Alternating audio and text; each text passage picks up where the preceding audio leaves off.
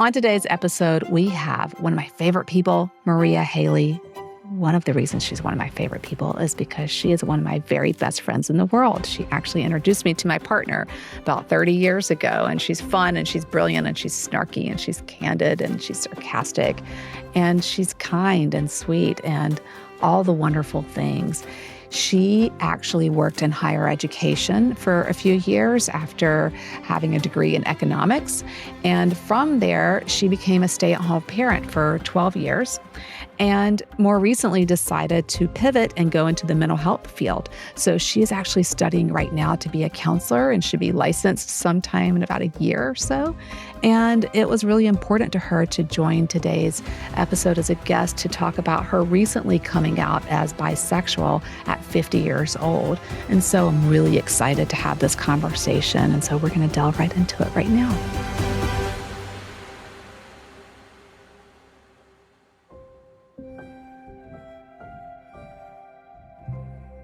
Y'all, we have one of my besties, one of my ride or dies, Maria Hailey. Maria Hailey on the show today, and I'm so honored and excited that you agreed to do this.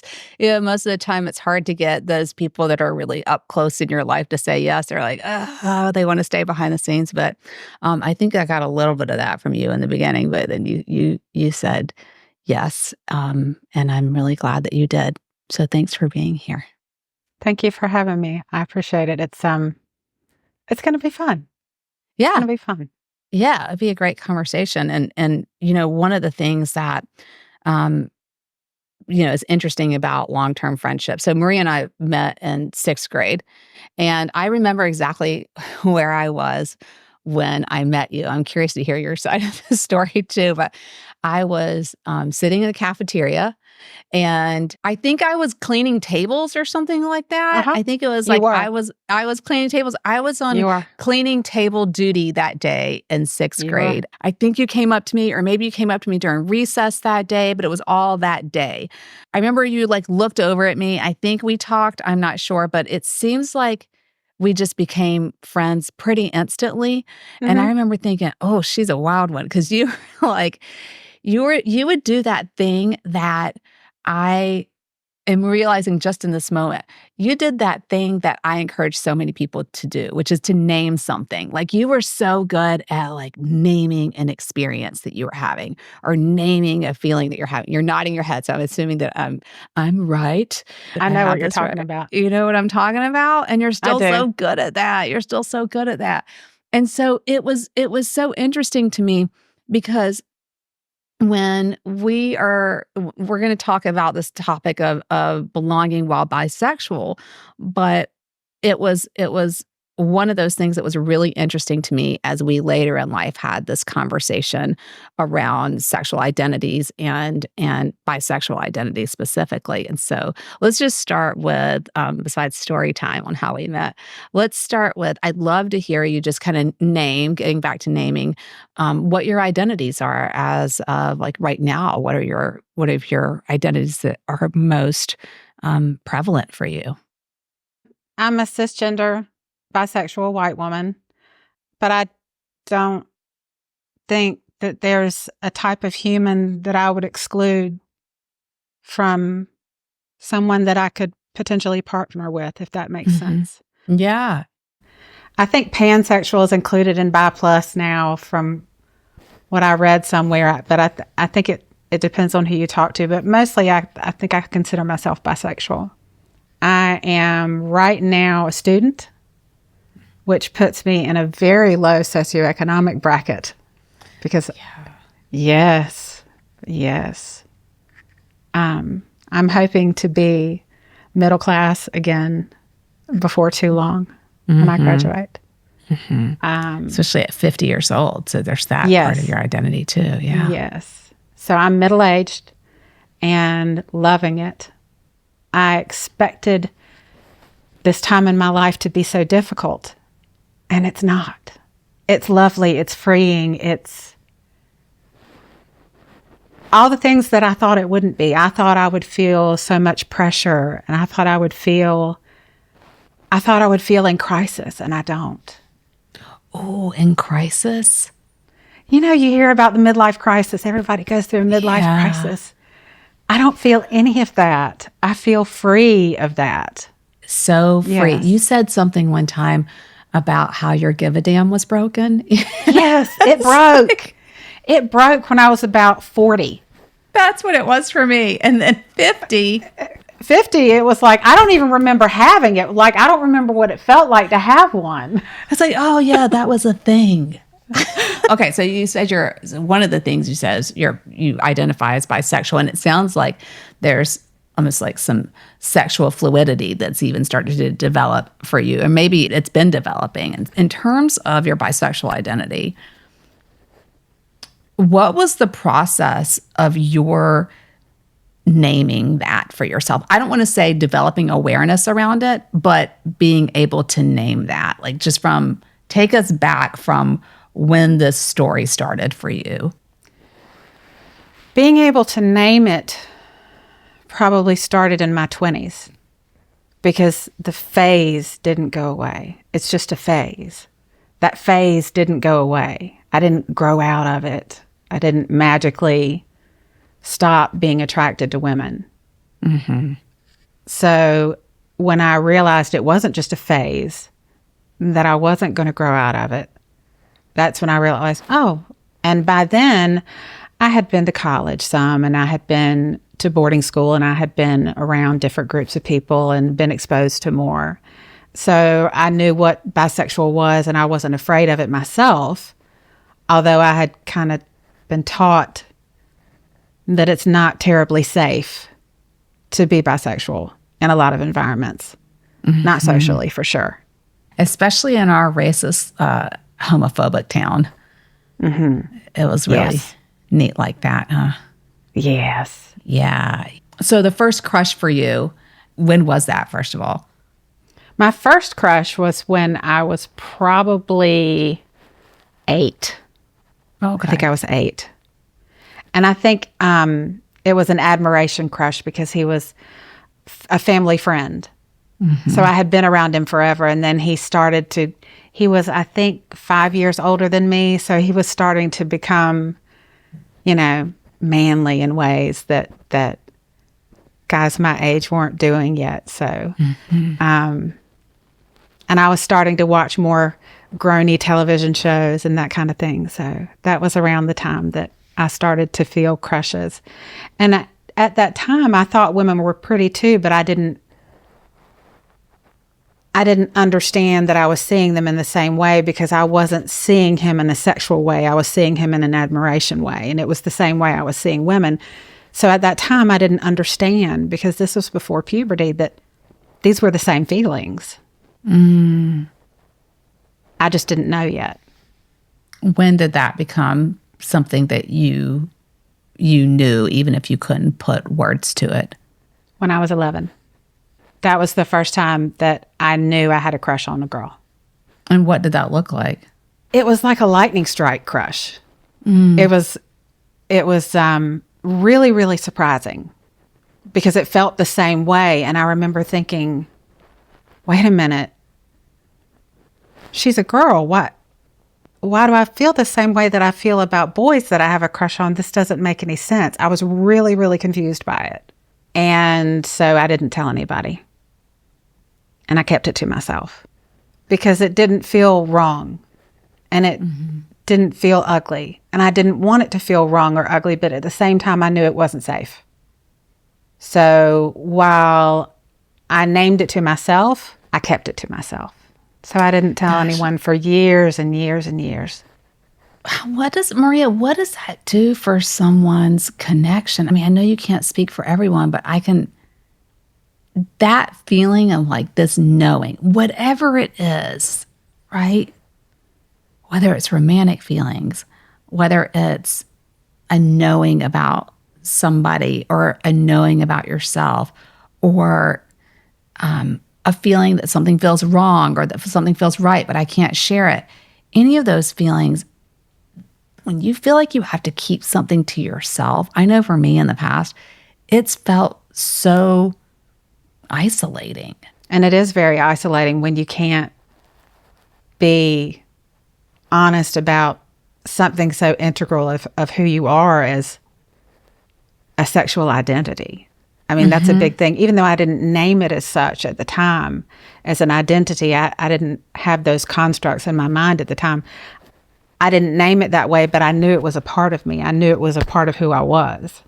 Yeah. And this is the 1980s, folks. This was 1986. But you knew it wasn't safe, but there wasn't this sense of like, I'm broken in some way, or there's something wrong with me, or I must not have this right. There wasn't any confusion, it sounds like, within yourself. It sounds like more of like the environment you instinctively knew was not safe. Later on, I remember hearing things, as I got older, I remember hearing about how, a lot of girls are attracted to other girls when they're a teenager. It's just a phase they grow out of. So I thought, oh, okay, well, maybe I'll grow out of this. Maybe that's what this is. It's just that phase that a lot of girls go through and grow out of. Yeah, because it was safe to be attracted to boys. Yes. That was that was considered the norm, and that was safe. You can tell that this environment is not safe for you to really externalize and express how you're feeling. It's isolating. It is really isolating. It's it feels like there's a wall between me and other people, and it's a wall that I have to put there to be safe. Because there's this part of me that I know for sure in my mind at the time, that was my knowledge of the world at the time. I know for sure that if they see this part of me, they're not going to accept it. They're certainly not going to want to hang out with me or want to be friends with me, or certainly not going to love me. So I kept it to myself. And I just didn't tell anyone. So there were just pieces of my life, a big piece of myself that no one knew about but me. And it's interesting because we weren't even taught. I don't know about you. I know for me, I wasn't even taught that there were sexual identities of like boys liking boys, girls liking girls, boys and girls liking boys and girls. People who are, and this now goes into being gender expansive and not sexual identities, but people who are gender non-binary, for example, or trans identifying or gender expansive. Like all we knew was straight and cisgender. That's what we were taught. But we somehow instinctively knew that people who are queer identifying, which we didn't use that word at the time even, we didn't say queer at the time, but people who are queer identifying, you were going to get your ass beat. And it was physically unsafe. I knew that there were women who liked women and men who liked men. I did not know that there were people who liked both. I really somehow managed not to feel broken. And I think that's my stubbornness. But there was no way that experience could feel wrong to me because it just didn't. And in my mind, I didn't allow it. I hid it because I knew that other people would think it was, but I didn't. I didn't think it was broken. And then later on, there's the messages of, this is a lot of girls like girls too, and this is a phase they grow out of. So I thought, oh, okay, well, that would explain it. And this is a phase I'm going to grow out of. I didn't grow out of it. Yeah. And we can talk about the exclusion that you felt within yourself from society, but they didn't even know that, But then there's the very, and so that's more covert, right? That kind of covert exclusion, like outwardly you're connecting with people, you're hanging out with people in terms of like friends and socially, you're dating men or boys at the time as teenagers, never girls, if I remember correctly, no, that I knew of at least. Not as never a teenager. dated girls. Right. Not safe. So there's this like covert isolation that other people don't necessarily see. You're not necessarily sitting in the corner by yourself. Like from all accounts of what people can see on the outside, like you look like you're like the social butterfly almost. And I think that's one of the misconceptions that a lot of folks can have, is just not realizing the internal isolation that someone is experiencing. That could be for a number of different reasons. Anytime we're hiding parts of ourselves, for a number of reasons, but usually because of a sense of danger or threat to our safety in some way. But then there's also the external isolation. So many folks lump LGBTQIA identifying folks into one group and assume that all queer identifying folks have similar experiences. And that's absolutely not the case. That is absolutely not true at all. And a term that many listeners are probably familiar with, but many might not have heard at all, is biphobia. Yes. That is something that I know you and I have spoken about before. But for folks who either are or aren't familiar with the term, just conceptually, what has that been like for you? What does that experience of biphobia looked like for you? Hurtful. Yeah. I was, I think, 17 when I started to know that I wasn't going to grow out of it. Mm-hmm. Like part of me started to believe that this wasn't something I was going to grow out of. And it varied some, but I was going through a time where I thought, okay, I am bisexual. By that time I was at boarding school. I knew what bisexual meant. And I thought, I think I am bisexual. And I told a close friend that, and she never spoke to me again. Mm. So I learned that, okay, still not safe. Still not okay. Still not accepting. Still need to keep this hidden. So I buried it again. Once I got into my 20s and I started dating men, I would get to points in relationships where it felt like time to share who I was. And there were different responses to that at the time. The responses that I remember the most, sadly, aren't the good ones. They're the ones where I get well, are you going to be able to just date me? Do you need to date women too? Mm-hmm. I'm in a relationship. I don't need to be in a relationship with more than one person. Right. It's like, let's say you were attracted to only cisgender straight men, for example. Right. We're going to really limit it down. Just because you're attracted to straight cis men, do you have men say, are you going to be attracted to just me if you were only, because you could potentially be attracted to another man? And the other response is just like this. It's instant. So does that mean we can have a threesome? Mm. Really? Now I'm fetishized.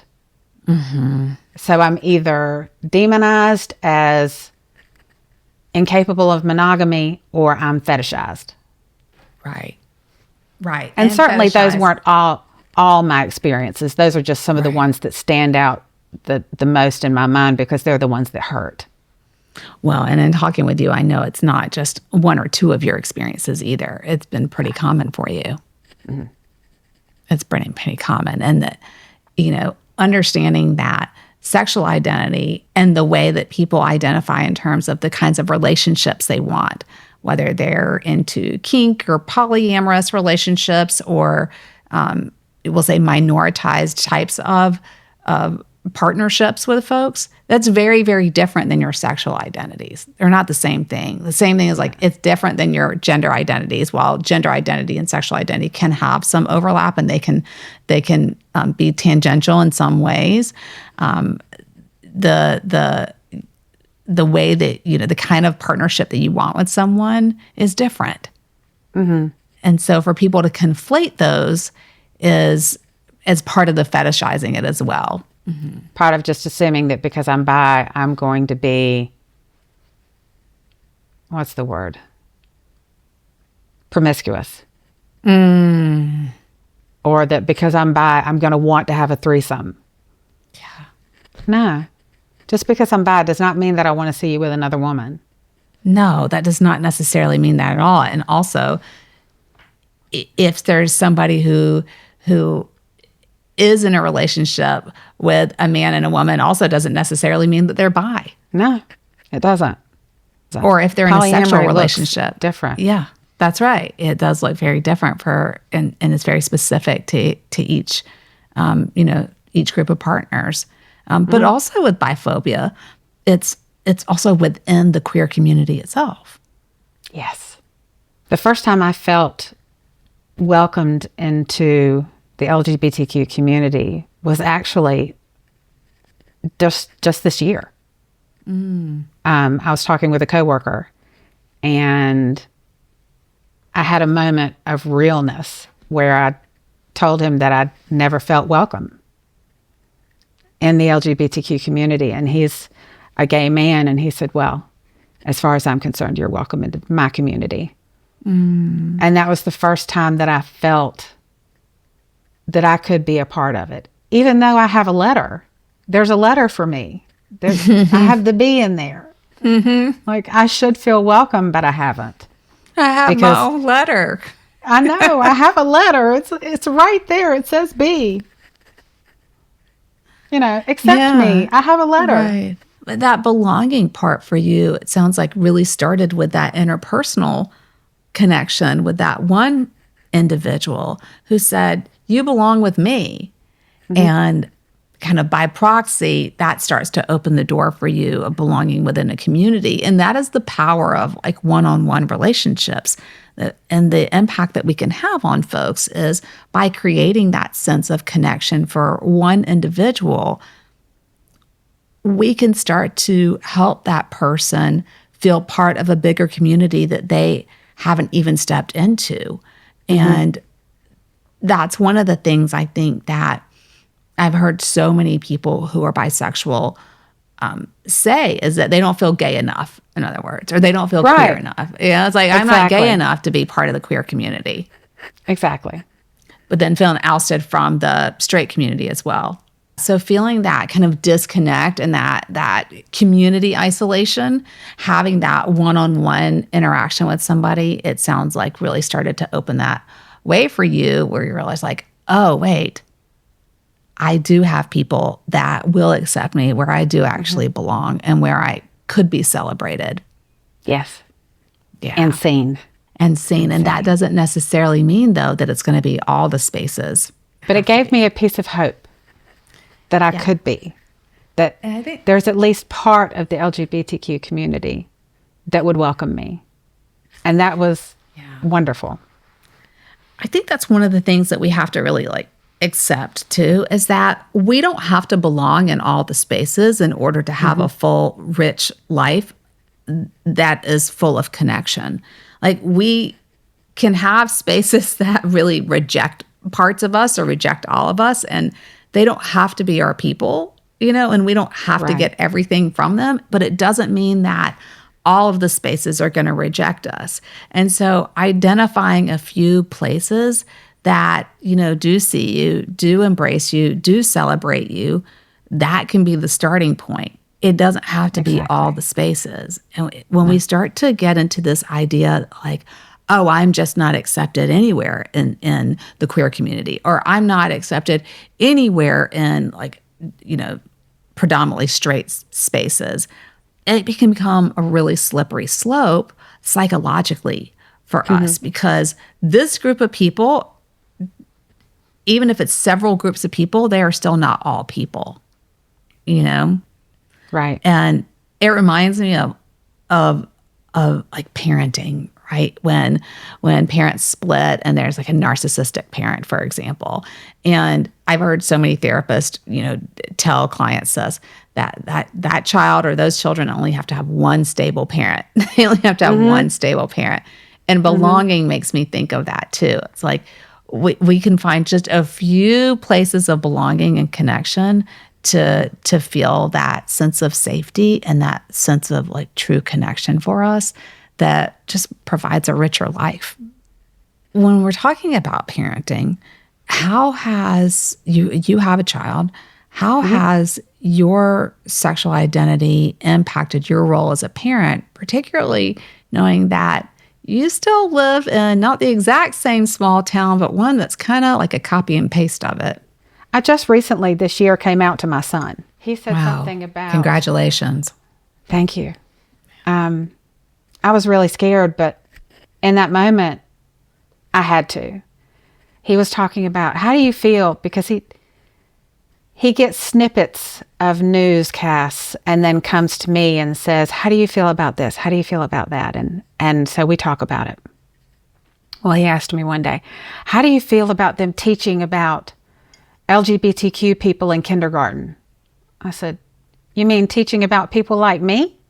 I feel great about that because I exist and I'm real. Mm-hmm. And he just looked at me. I said, I'm bisexual.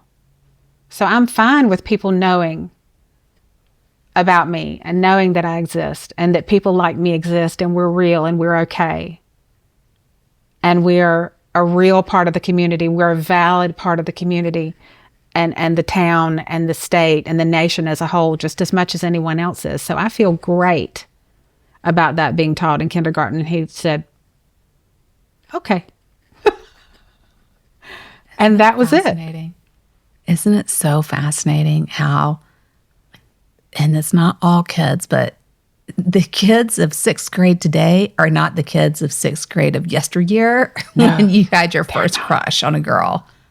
No, they're not. It's a very different world now, thank goodness. Thank goodness. Yeah, and still so violent. Yes. And still so violent. I mean, the prevalence of like awareness is increasing tremendously, but like that love that you would get from your son, you know, whereas when we were 16, if one of our parents had said that, we'd be like, what the hell? What the shit? Right? Yeah. Because we had been taught that it wasn't okay. Yeah. Yeah. And so I'm wondering, and of course you can't speak for him, or maybe you can, like how, well, I'll ask you this. I'm wondering how that has impacted the connection that you now feel with your son, if at all. I feel more like he knows who I am. Mm. He doesn't act any differently towards me. Mm.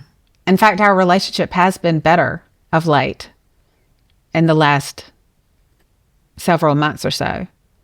We're talking more. Maybe it has something to do with me opening up like that to him. Maybe he's more responsive to me because he feels like I'm trusting him with secret information, with important information, with grown-up stuff. I'm telling him grown-up stuff now. Yeah. So maybe it helped. And it's interesting because it's not even really grown-up stuff. Maybe he thinks that, but it's really not. Right. So you weren't a grown-up at 12 years old, you know? But it's like a full circle moment too, Maria, from being able to share that part of you that you had to hide around his age for your own safety, and being able to share that part of you now with him, and there being like a deep, deep acceptance from him, and also feeling like more seen and truly loved. Because I could see his wheels turning for a minute, and then, okay, just like that. Just like that. Just like that. Just the wheels turned for a minute, like, okay, my mom's bisexual. What does that mean for me? Nothing.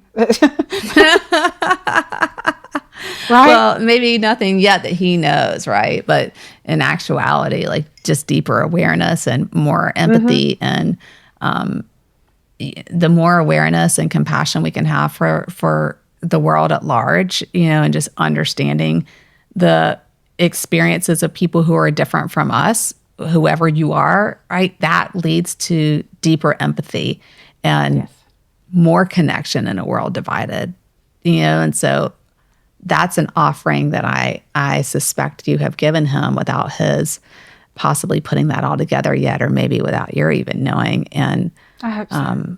Yeah. And so more kids like your kid and more parents like you is what I'm saying. Maria for president. Oh, so, yeah. Like, hell no these days.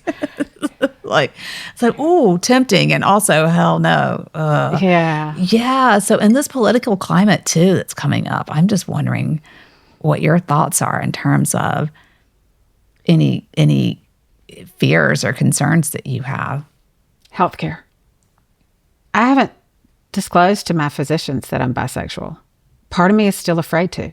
Because if they're going to see me differently, if they're going to see me as less than, I'm afraid that they're subconsciously going to treat me as less than. Because if they're not evaluating their own biases, if they're not regularly searching themselves for bias and regularly saying, okay, I found this piece, this needs to go.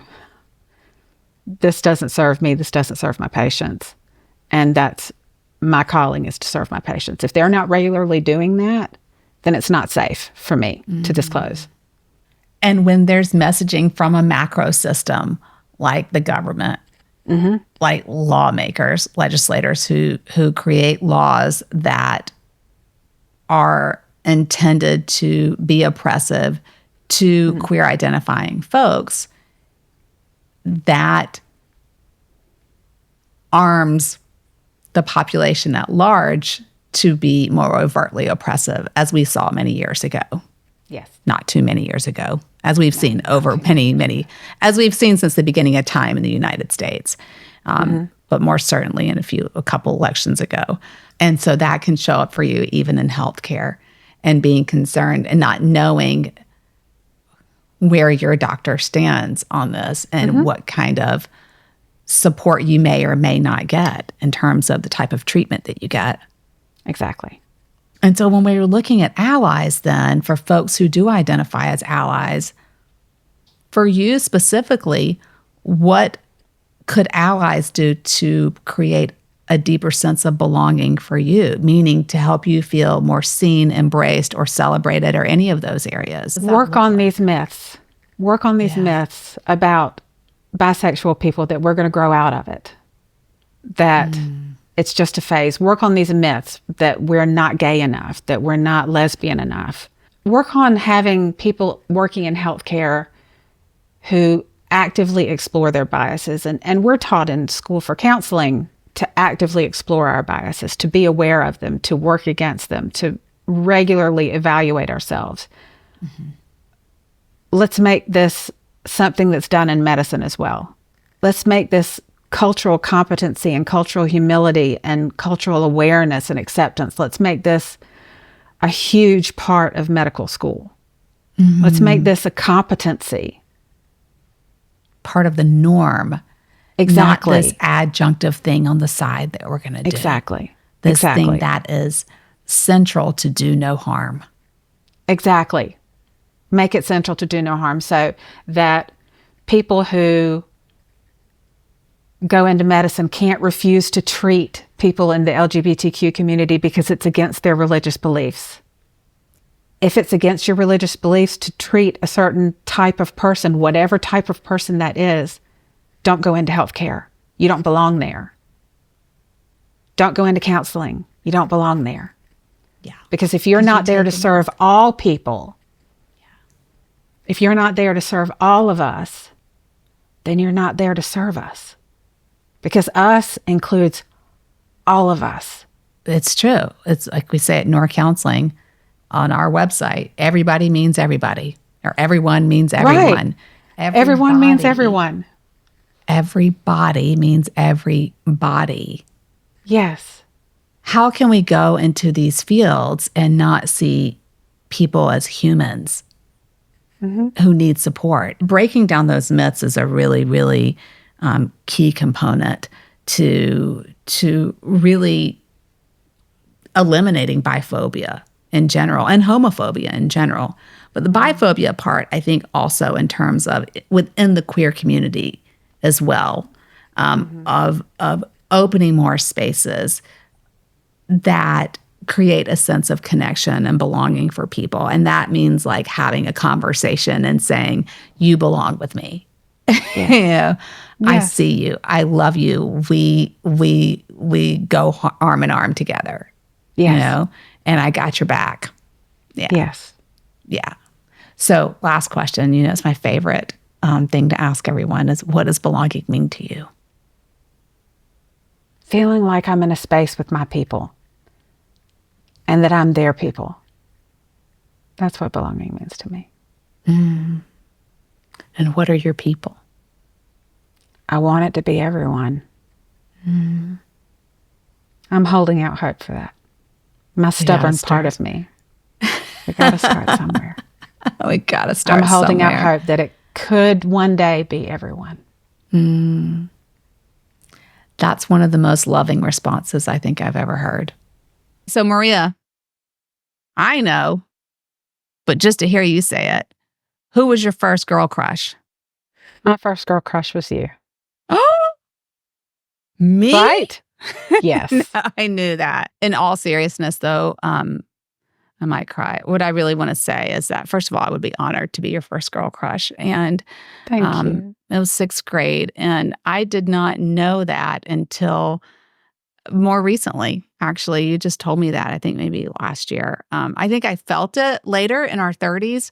I had felt it looking back.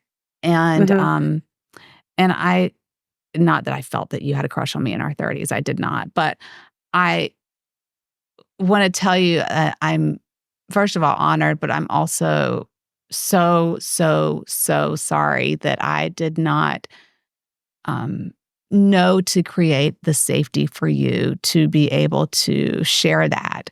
When we were little girls at 12 years old, I had no idea. And I don't know that it would have been safe, to be honest with you. And for that, I'm so deeply sorry. And I love you so much. And Okay. but I'm also really, really honored. I'm glad that my first girl crush is someone that I still love, as opposed to someone that I don't know anymore, or someone that we grew up and I don't respect or anything. So thank you. Well, and thank you. And, you know, the great irony is that you introduced me to my now husband. So we have a fun little twisty story there to tell. But I love you so much, and I appreciate you. And you're stuck with me for life, girl crush or not. Like, I'm not going exactly anywhere. Me either. I love you so much, and thank you so much for doing this today. You're very, very welcome. Bye. Love you. Bye.